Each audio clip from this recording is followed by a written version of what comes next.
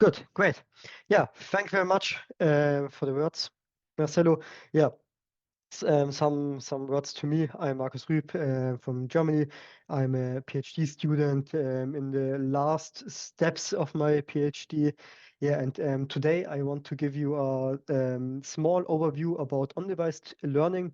So not only to execute AI machine learning models on the device and go a step further and train them on the device. And yeah, it's a little bit about the whole research field, an overview. So what are the problems? What are the use cases for this?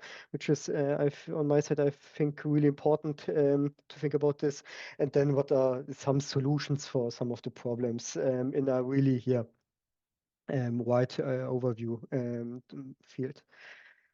So yeah, what is on-device training and why is it needed? So on-device training is not only to execute the model on the device, so to make some training on the device. So there could be different forms of on-device training. So of course, you can train some machine learning model from scratch on the device, or you can train the model in some more steps or with new data or fine-tune the model on the device. So yeah, there are a big wide between train everything of the model, train a small part, train from scratch, train only to fine-tune the model, and so on.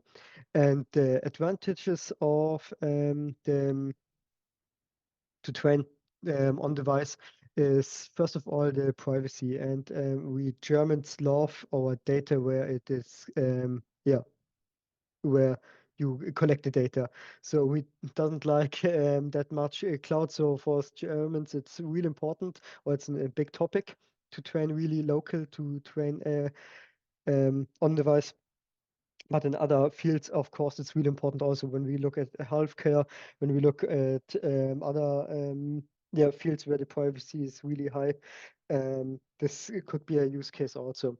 Then, of course, the continuously learning is really interesting when we have changing environments.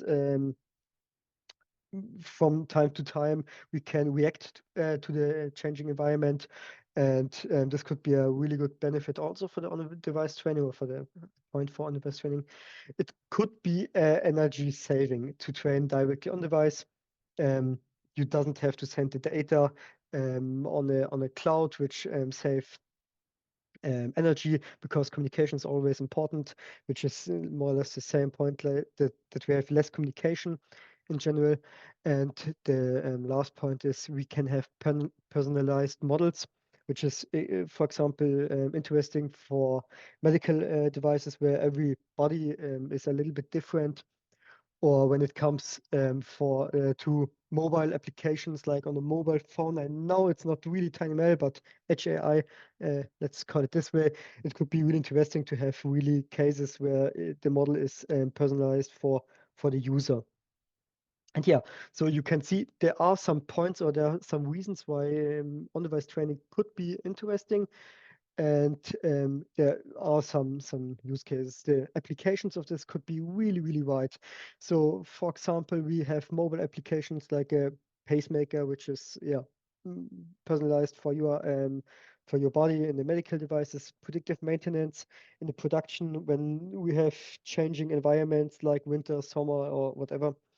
In the robotics, you can retrain or the model when something's changing in the IoT devices, which they can personalized in the end products for the user in general.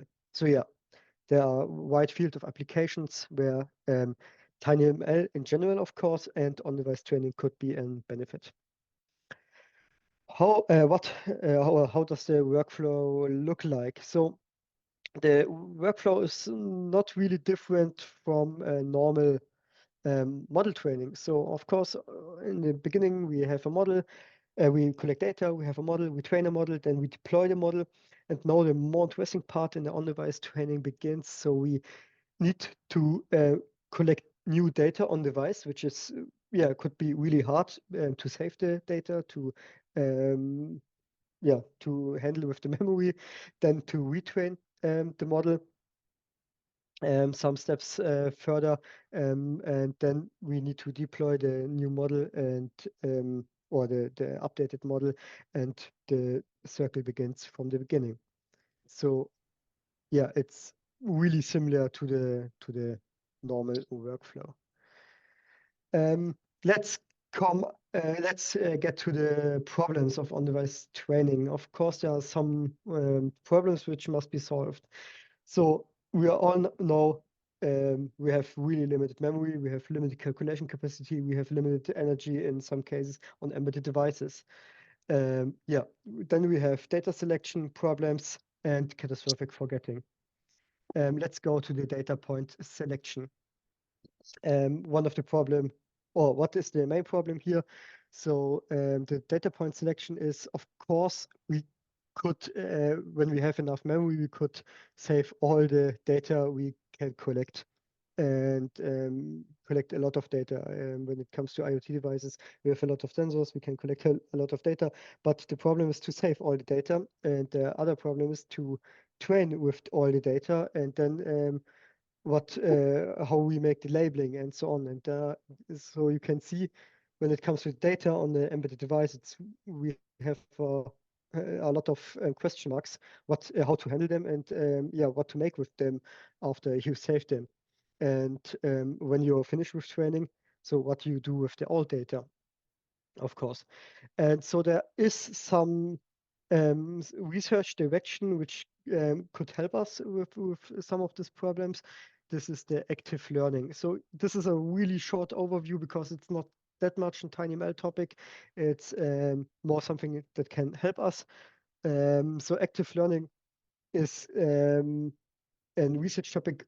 They want to calculate, or they want to look which data is really important, which data is worth labeling and worth to train the model. So when we look at this image, when we have two classes, we can train a model with both of this data, and then we have a perfect line which separates the two classes. When we go to active learning, for example, we search some specific data points and train the same model and want to get as good as when we have all the data. And yeah, there are some different techniques. I picked out the four importance techniques, how you can, for example, calculate the importance of a data point for active label, which data point is worth labeling. So first is the least confident. So we calculate the difference between the most confident prediction and the 100% confidence prediction. Then second is margin confidence, the difference between the top two most confident predictions. Then the ratio of confidence, the ratio between the top two most confident predictions, and entropy, where a lot of research is going on. So we we calculate a value which give us a value how important this data point is. And there are a lot of papers. I reference a lot of papers some papers in the references. When you have a look on the slides after the week, you can get really deep into this. Like I told, this is not really a TinyML topic. I only want to give you some solutions for the problem. Let's get more into the on-device training problem. So the limited memory, the limited calculation capacity, the limited energy. So one technique to handle these three problems is to train more efficient, of course. And one technique which is going, yeah, a little bit, is training a little bit in the moment, is the sparse backpropagation. So this means you you doesn't make the whole backpropagation, you only make a small subset of the backpropagation. Here on the image, you can see a small image how this can look like. So in the left image, we calculate the gradients and the rates for 100% backpropagation rate. And when it comes to the right image, we can see we doesn't need to calculate everything. We doesn't need to make every step in the calculation, and only 50% in this case. And yeah, want to try to get as good as the full backpropagation. When we look a little bit about how this more theoretically looks like, then we can see that we doesn't have to calculate the whole matrix or the matrix multiplication. And yeah, here, to be honest, this is a small, there we have a trade-off, of course. If we train more parameters, the model converges a little bit faster. And yeah, of course. And the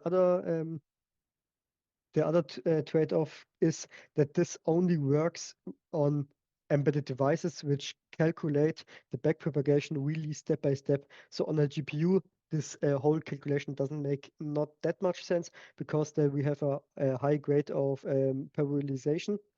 And on a normal MCU, for example, we doesn't have the parallelization in this big field like a GPU it have. So this is really some algorithm for the TinyML field. And the main research direction is how to calculate how important an gradient step is or how important a neuron is. It's like pruning. There are a lot of ideas which are the most important, or how much of a model is training. Do you train some percent of every layer, or do you only train the last layer or only the first layer? So yeah, there are really going a lot of research going on in this field. Here is one algorithm from a paper I written. I want to show you a little bit how this is going on. And so the most algorithm looks more or less like this. So first of all, we make a forward backpropagation like normal. Then we sum the magnitude of the local error. So we really go from every neuron or every output of a neuron and sum off the error. Then we decide, is it worth to train this data point? So does the data point have a benefit out of this? Or does would it benefit to train with the data point, the backpropagation? Then we calculate some k. So this means we calculate how much of the neuron of the network we want to train with this data point. Some data points we can train very well, or we know them very well, so we doesn't need to train the whole network for this, only to fine tune a little bit when there is a really new data which the model never seen. Then we need to train a lot of more for the model to handle this prediction a little bit better. And then after we calculate how much we need to train, we make the backpropagation with this percent of backpropagation rate. Yeah. So you this like I said is one technique of a lot of sparse backpropagation techniques. The research is going, it's training a little bit this research field, but this is a really good method, sparse backpropagation in general, to train neural networks faster on device and with less calculation, memory, and energy effort. Let's go to the other big problem in the on-device training, the catastrophic forgetting. So first of all, what is catastrophic forgetting? Catastrophic forgetting is a problem that when you train a network with new data, but it doesn't have the old data on the device or in the training data set, you forget the old data or the old stuff the neural network learned. And to handle this problem, there are a lot of incremental learning research is going on. So this is the name of the field, incremental learning. And here's one method which is which can handle this problem on device pretty well. This is based on a distill data set. Distill data set method. Dataset distillation, maybe I can say this in some words. What is dataset distillation? The idea behind this method is when we have a really big dataset, we want to compress the dataset into some small subset of the dataset, which is generated newly. So we doesn't take random picture in this case, out of the data set, we generate new picture which have the most, which looks like the most of the images of the class. So there are different techniques how you can solve this problem, or how you can distill data sets. One is used in this paper, but this is really replaceable, this method. And when it comes to the workflow, how you can use this really on device, it's with this 5 steps. So first of all, you distill the data out of the big data set. You distill, for example, to 5 images. Let's talk about the image use case. You distill 5 images out of, for example, 10,000 images, and then you can train the network with only these 5 images. So you save some memory, and you save some calculation effort because you doesn't need to calculate the whole model. Then, if necessary, you can really increase the model when it gets more complex. Then, or the data gets more complex in the incremental case, then you can increase the model size, and then you can retrain the model, and yeah, the process begin from the beginning, and you can collect data again. Dataset distillation, yeah, like I told, there are some different methods how you can do this.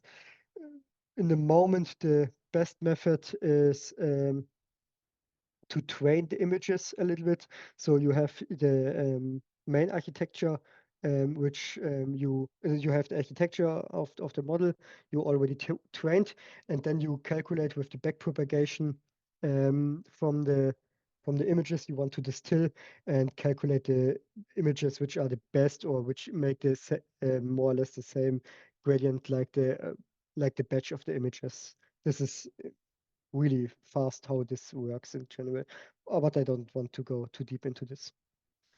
And then you can, yeah, train the network again, like I told you, the steps with the distilled image. And so you doesn't have to take the whole model, the whole data into the on the device, and only have a small subset of data. And you can increase this small subset of data, and doesn't need to save the whole 1,000, 5,000 data points, and so on. Yeah, this is the step with the chat to check the model accuracy. So here, when you train the model and you're not happy, or the on device is not happy with the accuracy, because we have really new complex data. We have, for example, a new class the model need to handle.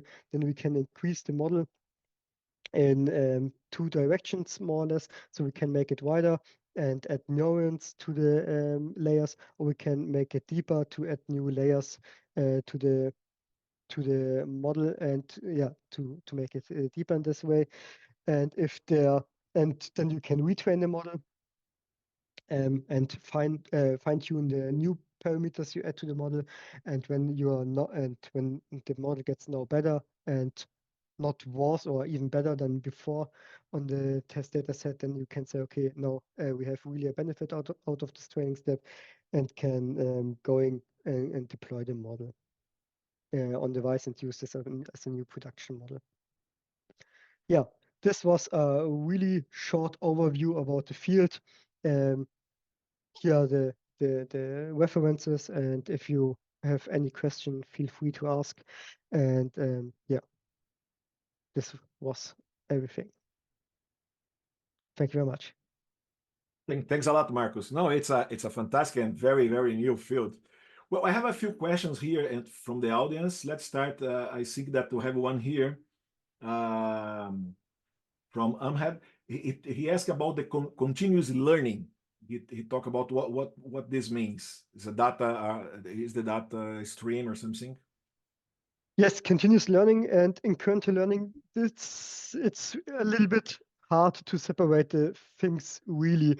The most paper, the most researcher used this as a synonym, but what does it mean in general is to when we have a model deployed, and we retrain the model with only the new data and not with the old data. Yeah, and the old data is not in the new training process. This is what continuous learning or incremental learning is meaning. Okay, the model is training on the field during Yeah. the normal process. Okay. Yes. There is a question here. It's in fact, Farji is asking about is this called reinforcement learning? Pardon, can you repeat? I mean, when you talk about this type of training, he asked about reinforcement learning. Is there some comparison with that? Yeah, reinforcement learning, of course, you can do this on device also, but this is the same problem we have more or less in every on device or embedded on device training part. How you get the label or how you get the feedback. In some cases, it's you get the feedback directly. For example, let's take the mobile phone as an example. When you get when you get the new so on the keyboard, some users get the next word they want to use, and when you really use this word and when you click on the word, then you get a positive feedback for reinforcement learning, and the model in the background can retrain it. But in some cases, a little bit more difficult to get feedback for the model training. But yeah, in general, it's more or less the same algorithm which can be used for reinforcement learning also. But yeah, the feedback is always a problem, to be honest. If someone would like to ask a question live, please. You can use your hand. We can open for you. Okay. Okay. Let's see here. From Tiago de Souza, how much sparsity can you achieve with the sparse backpropagation algorithm? Yeah, it's a really good question. Thank you very much. There are a lot of research going on. There are some really hardcore cases which use asperity out up to 2-3%, and I would say it depends a lot of if are you fine-tune the model or if you're training from scratch. In one in one of my paper, I looked really on this question, how much you need to train, and the interesting thing is if more or if better your model is trained, then you can go lower with the disparity. So when you have a really good model and you only need to fine tune for some new data points, you can have a disparity. Yeah, 1 or 2% is really fine and is enough. Or only train the last layer, of course. This is possible also. There's TinyML on paper, which from some Asian researcher, which makes some really great results with this technique only to retrain the last layer.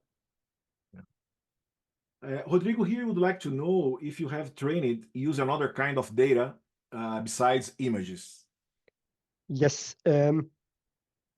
I personally use this for really different kind of layer data, from audio to sensor data, microphone data with audio. I mentioned image data. You can use it for text data.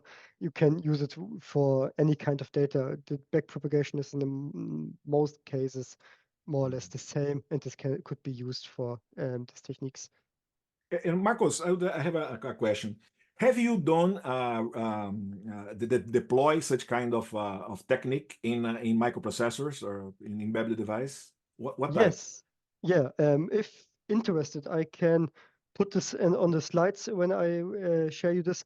There are implementation in C based on the IFAS AI FAS framework, which is you can compile it for STM32, for example.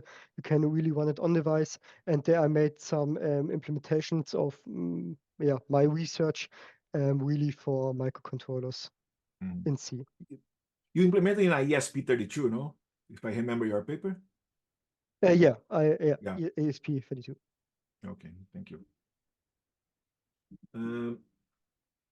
From Minas here, are the results produced from data distillation better than the ones produced from random data selection?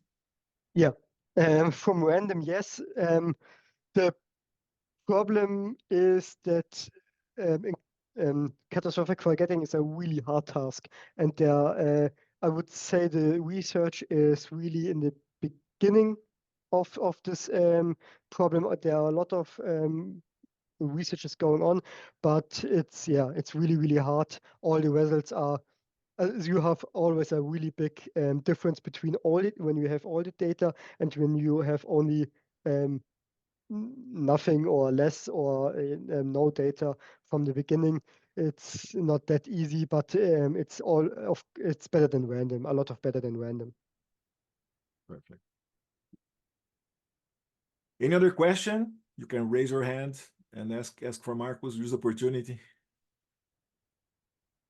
Marcus, I added some links to your papers here. Okay, and now there's a question from Segun. Can you please add a link to your papers in the chat? Yeah, I can put it in the chat, and the implementation I can always I put in the chat also. Thank you.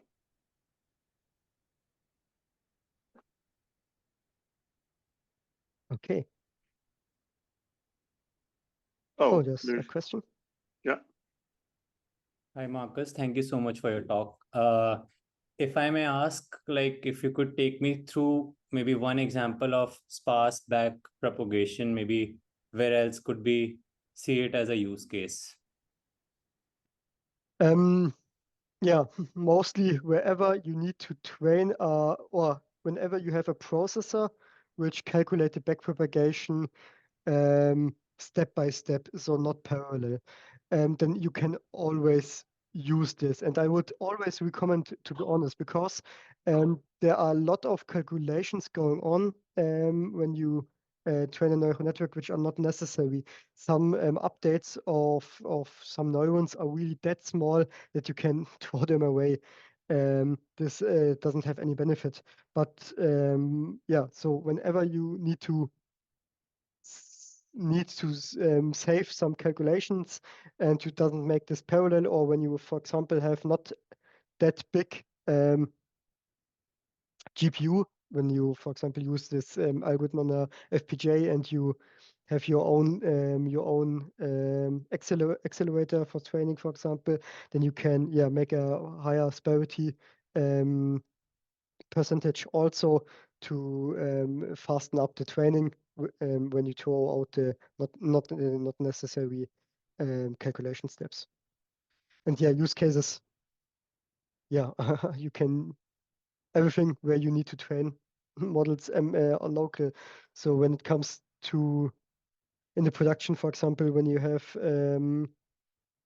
predictive maintenance cases, when you have a new when you have a new machine and it works some hours or some weeks or some years, and it gets not that smooth, it doesn't run that smooth in the beginning, then you can retrain the model and make it a little bit more personalized for this machine. Or when you have some use cases where you have personal devices like a mobile phone or somewhere else, you can use this also. Thanks, Marcus. Thank you so much. You're welcome. Thank you very much. Thank you.